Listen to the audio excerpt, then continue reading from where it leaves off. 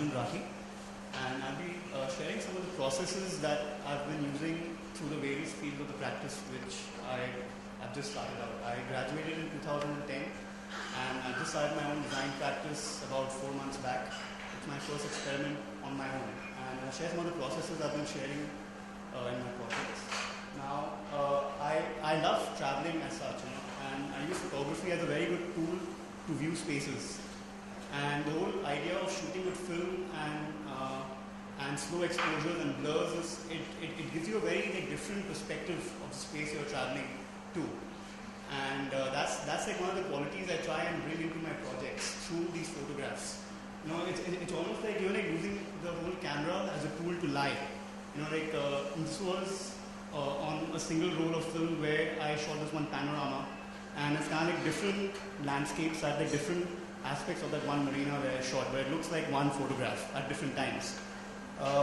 I'm also very passionate about my cooking, and I'm very finicky about my food, and hence there's a certain sense of like perfection which I try and bring into my food, and that just kind of like filters into the whole design work which I do as well. I try and be like extremely perfect with whatever I try and work on. I'll start with one of the projects. This was during my exchange program in Switzerland. This is Weinfelden. It's a region in Zurich where you have all these wineries. And the whole idea of Switzerland is about how these buildings sit in harmony with the landscape. And the idea to kind of I had a chance to actually work it out for a client over there where he wanted to redo his entire winery and maybe add a new function to it. So my whole idea was to kind of accentuate the landscape and not to change these existing buildings which are in harmony with it in a way. So the whole idea of playing with light quality came in, and even like representing the idea of the wine spa with the through charcoal sketches, showing the quality of light became a very important process for the views. My master plan and my planning was through computer design, but I preferred to go with a hand rendering of my proposal because it showed all the qualities of light which I wanted to accentuate for this proposal. This was a 400-year-old wine press which kind of became an entry into that wine spa. So we were showing how light kind of came in from the building facade at that point. This was a competition entry that I worked for. It was a school, and the competition was hosted by everyone. Now since they didn't give any site to that competition, it was a modular site, and they wanted the school to be replicated all over the country. So I said that maybe it would be a nice chance to just experiment with a formal exploration and a concept. And from the Indian school, I just took the idea of Gurukul, where the teacher is the center of attention. I decided to just kind of evolve a form, and I came to a circle. And I said an explosion of a circle is a sphere, and I'll play with spheres to kind of take it forward. And I decided to kind of slice up oranges to just explore form, and I decided to make my composition, and I came up with a building which was made by inflatable concrete domes. And as a process, I started to scan the skins of the oranges and use that as my facade. So I'll try and get a very naturally ventilated building and try and bring the whole quality of the orange into this project. Because some more views, just showing how the plan kind of flows into each other and how the classrooms are oriented. This is a view of the library over here and in between the classrooms.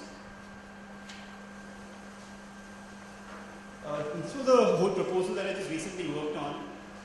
It's a place in Kutch called Mundra, and there's a new port coming up over there. And I got the chance to design a CFS, a whole container freight terminal where you store your shipping containers. So the whole idea of going and documenting the space in the middle of summer was to use a red scale film because it really shows the heat, and it's very hot over there. It's really hot and it's humid. And even the documentation of the space, I thought it should probably represent that, so I used a red scale film. And then kind of moved on to the climatic aspect would be a driving force for my building. Also the client brief was very specific to save on power wherever possible, since power was quite expensive over there for industrial use. So I kind of came up with a whole project which uses wind scoops and wind towers to naturally cool the building.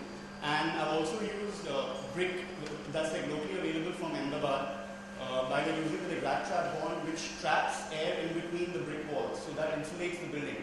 So the end product which you get is almost 10 degrees cooler than the outside ambient temperature. I've also placed some water bodies at places, so as kind of like wind blows through these areas, it cools the building as it comes in. And like this, it's like just a master planning of the yard right now. The phase 1 is just the building. Phase 2 will be planning the yard again and the warehouses. This is a view from the road, if you see. This is a section where it just shows that like how cool air enters in through your wind scoop and escapes out through your like chimney stack effect through these wind towers. And when the wind just like reverses from north to south and south to north, the wind tower draws the air in and the wind scoop acts as a ventilator to draw the air out. These were a few like mechanisms of music that I was studying during my thesis in college, and that really kind of like induced my interest in product design, because when I was like I was studying all these micro details. It really just like I was trying to create spaces from these sketches at that point of time, and I wasn't really quite successful in that process. But it really it just brought on the process of product design for me through this micro detailing of these mechanisms. So while I was traveling in like Finland to like meet a few of my friends, now they're also architects, and they were doing their internship there. And they were staying in a flat that was rented out by the carpenter, and they needed like a flat surface to make their drawings and their models for the internship.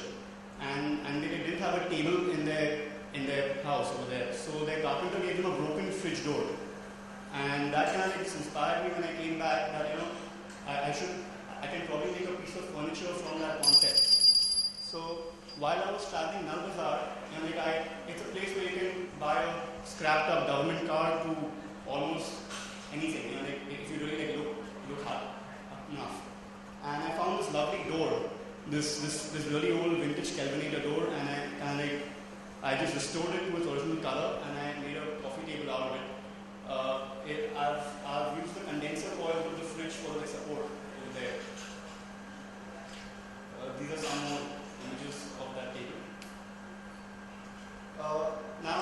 Now this is a lamp that I made out of a headlight of an Ambassador. Now I think that it was the first car that was manufactured in India, and it's got a certain sense of elegance to it. So I said I'll make a whole tribute series of lamps to this car.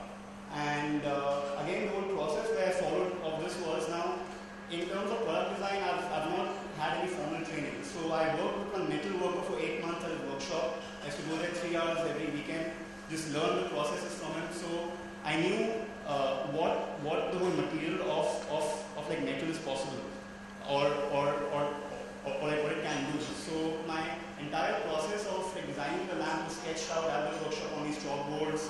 And through making a series of mock-ups, I then made my final product, which was the lamp. Now, this is the original lamp idea I had. It's an 8 feet tall lamp made from car parts of the Ambassador, and it's still going on at the workshop for over 2 years because I keep on changing the whole idea. I cannot make one entire setup of it, and then after a week I go back and I don't like it, so I change it again. So at the moment, this was the most recent iteration of it. I've just had a dome which is 1 meter wide casted for it for the base. So the base is changed again. So hopefully it should get over in the next few months. Now, this is a question which I think every young designer asks, that should I work for free? And at some point in every designer's career, he has been maybe short-ended by a client or something. Maybe during a project or after a project. And this was the case with this one cafe that I was designing. It was called the Origami Cafe. And I only take an interior project if I get full creative freedom. And it really excited me over here because it was a clean slate. And I said I'll probably experiment with origami in terms of folding furniture, folding window shutters, and a false ceiling panel, or origami unit, maybe even wall finishes. And I started working on this project with, I made a lot of 1:1 1 scale models of how I wanted the false ceiling to be, prototypes of all the furniture, and then then the client canceled the project right in the middle of it. So I said, like, rather than wasting all the work I've done, I'll just start my own series of furniture out of origami. So I'm kind of developing a whole series of folding tables, folding chairs, and the prototype for the false ceiling was done. One prototype for the whole window is being made right now. And then quickly, like, it kind of inspired other forms, like how like maybe I can use it in my architecture as such. So I started experimenting with origami forms in architecture and spatial experiments just by folding again. Like, this was a proposal I made like for a temple, and then like this was one more form that kind of evolved in a way, a whole different folding technique.